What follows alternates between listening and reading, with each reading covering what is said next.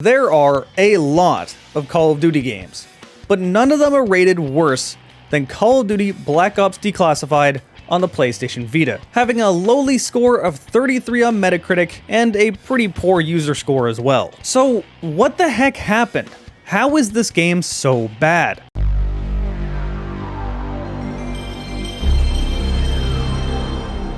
Hey everyone, as always Jarek here. Believe it or not, I have put an unhealthy amount of time into the Call of Duty franchise over the years. I just haven't made videos of it because I mainly care about Call of Duty's multiplayer, not its single player. In fact, I go out of my ways to find games that are not Call of Duty, but they might as well be Call of Duty. Iron Sight, for example, is a shameless Black Ops 2 clone, and it's awesome. I love it. With that said, I never got a Vita, so I never got a chance to play Call of Duty Black Ops Declassified. That's probably a good thing. But before I explain why, I need to thank today's sponsor. So Christmas is next week, like quite literally next week from right now.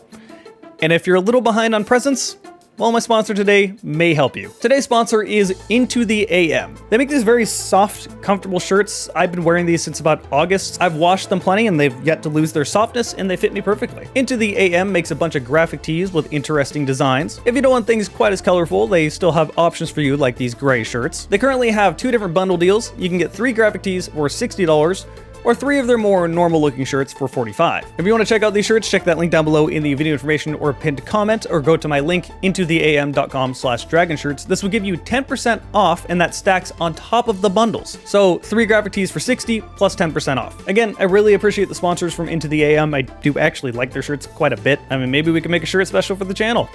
Anyway, big thanks goes out to them for sponsoring this channel. Now let's get back onto the video. Alright, let's start with the graphics.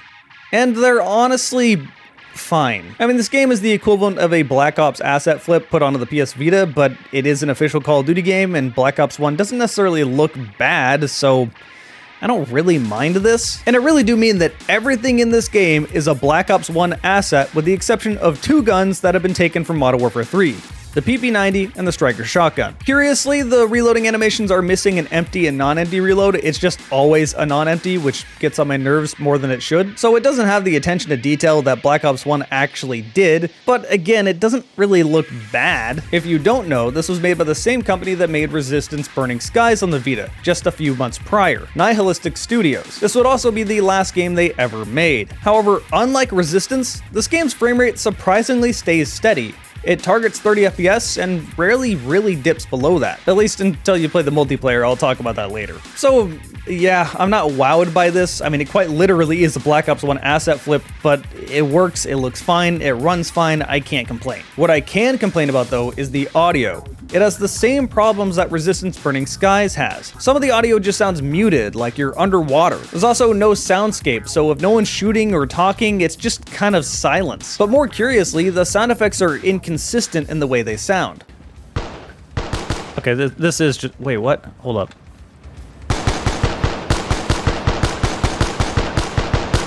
What's going on to the audio? You hear that, right? Sometimes it's loud, sometimes it's muffled. So yeah, it looks fine, but it doesn't sound fine. The story fares a lot worse. I couldn't tell you what happened. Every single mission starts with them giving you some briefing and rambling about something that ultimately means nothing. I mean, quite literally, every mission just feels like this. Here's your objective. Blah, blah, blah, blah, secret base. Blah, blah, blah, blah, plan. Blah, blah, blah, nuclear missile bomb. Blah, blah, blah, counting on you. Utmost importance. Win. Good luck. And as far as I can tell, this means absolutely nothing with the rest of the Black Ops franchise until you get to the very last level, which kind of ties it into Black Ops 2. But not really. Like, there's so little to talk about when it comes to the story, I just don't have anything more to say. There's nothing to follow, there's no good voice acting, there's no real cutscenes. Like, it could have not been here at all, and it probably would have been an improvement. And now we move to the gameplay, and oh god, this gameplay. The first thing you'll probably do when you get this game is jump right into the campaign.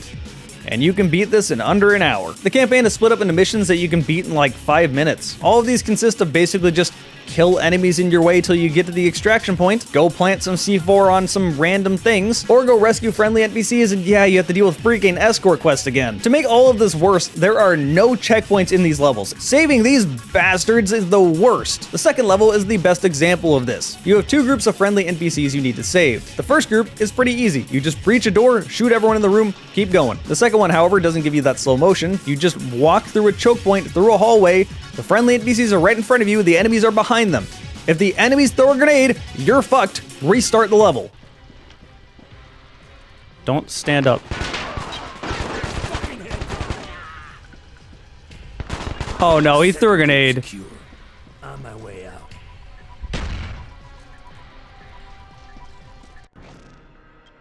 That's so fucking stupid. If your dumbass friendly NPCs stand up and you accidentally shoot them, you're fucked. Restart the level. Are you serious? He fucking stood up in front of my bullets. Yeah, right away you can see what's wrong here. This is not fun. Or how about you get by this part, continue through the level, and then suddenly they tell you use the kill streak.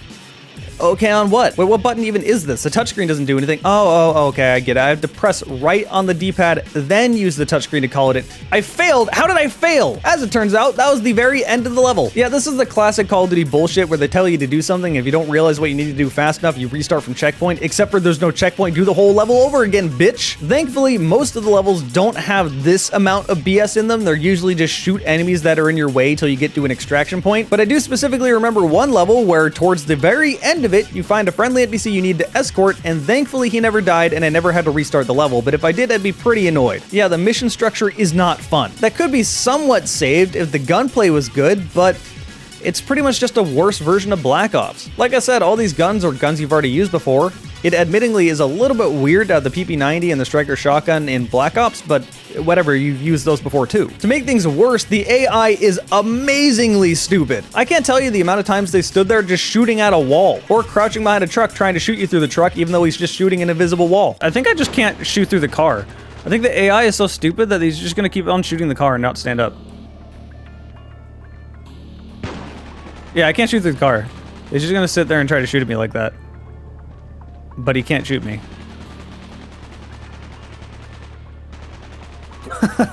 Man, AI is great.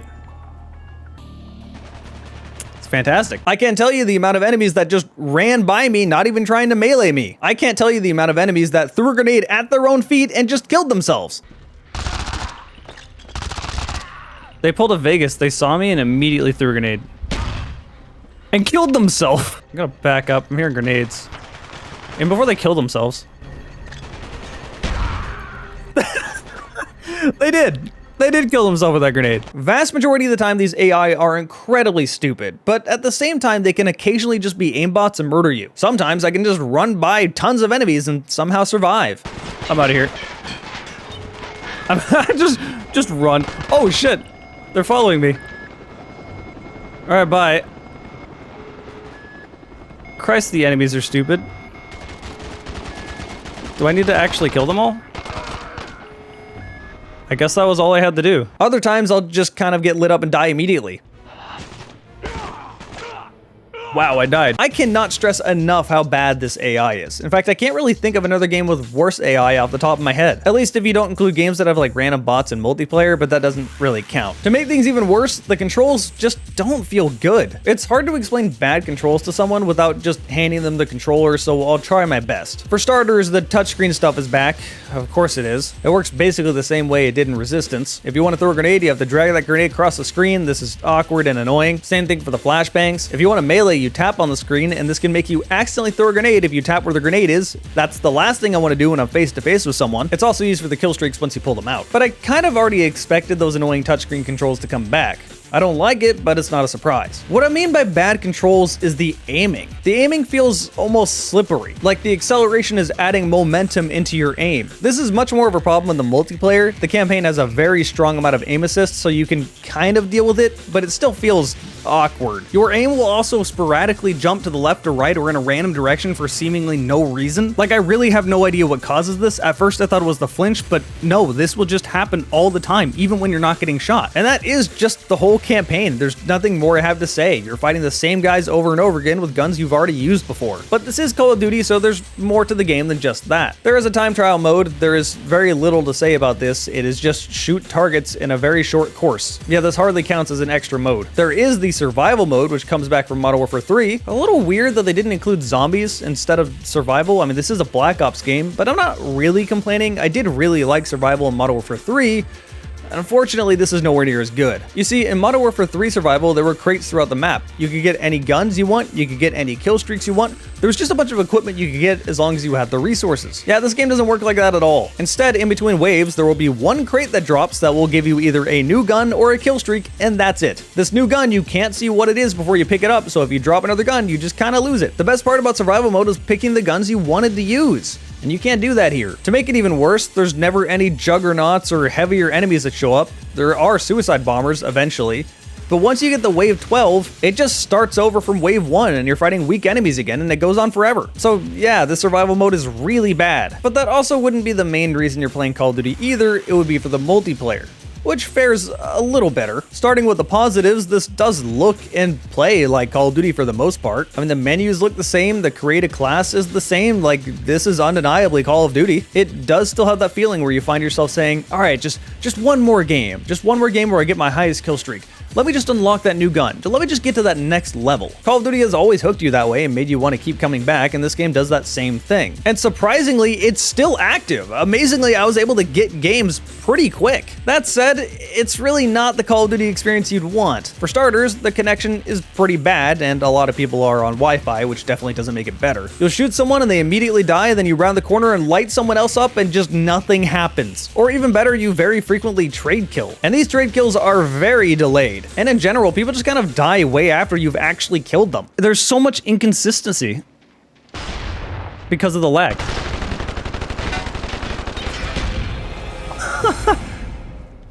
I mean, not only is it a Wi-Fi problem, that was a trade kill as well. Not only is it a Wi-Fi problem, but like, it's worse than normal. Look at that lag. Look at how long it takes. I fired the second shot before he died.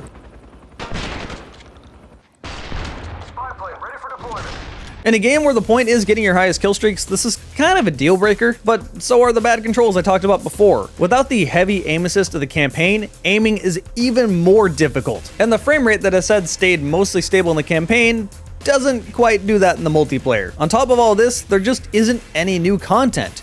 You've used all these guns before, so you know how they function, you know that feel. And there's a total of 7 maps in the game, all of which are either remakes of other Call of Duty maps or just Black Ops maps shrunk down. Nuketown, for example, is just Nuke House. It's just one house on Nuketown. And that's how all of the maps are, with the exception of 2. One of which is Shipment, so a very small map. A little weird that they remade Shipment for Black Ops, but they did. And the other is an actual brand new map, the only new one they added here. I would have much preferred it if they just made new maps all together and then maybe slapped in Nuketown on top of that. You know, like actual Nuketown, not Nuke House. I find it very weird that they sort of half-assed a new Call of Duty game. Like, it's an asset flip of Black Ops 1, but at that point, why didn't you just port Black Ops 1? Like, either go all out and make a new Black Ops game on the Vita, or just port Black Ops 1 and call it good. Don't go in between. So, in conclusion, does this game deserve the hate it got? Yes, very much so, yes. This is easily the worst Call of Duty game I played. While there is a little bit of merit that goes to the multiplayer, because you've never been able to play Call of Duty truly on the go before, not until Call of Duty Mobile many years later, it's still just not a very good experience. And when that's the best thing I have to say about your game, you know it deserved those bad scores. At this point, if you really want Call of Duty on the go, just go play Call of Duty Mobile. It's basically exactly what this game wanted to be. And if you want a good single player on the Vita, just go play Killzone Mercenary instead. Again, it's exactly what Call of Duty Black Ops Declassified wanted to be. It's short campaign missions with an unlocking system that's addictive that keeps you coming back. Call of Duty Black Ops Declassified truly is the worst Call of Duty game I've played. And that's all I have to say about it. I hope you guys have enjoyed the video, and big thanks to everyone that joined me over on Twitch. My Twitch is twitch.tv/JarekTheGamingDragon. If you subscribe, you get to see my videos ahead of time. And as always, a big thanks goes to you for watching this video.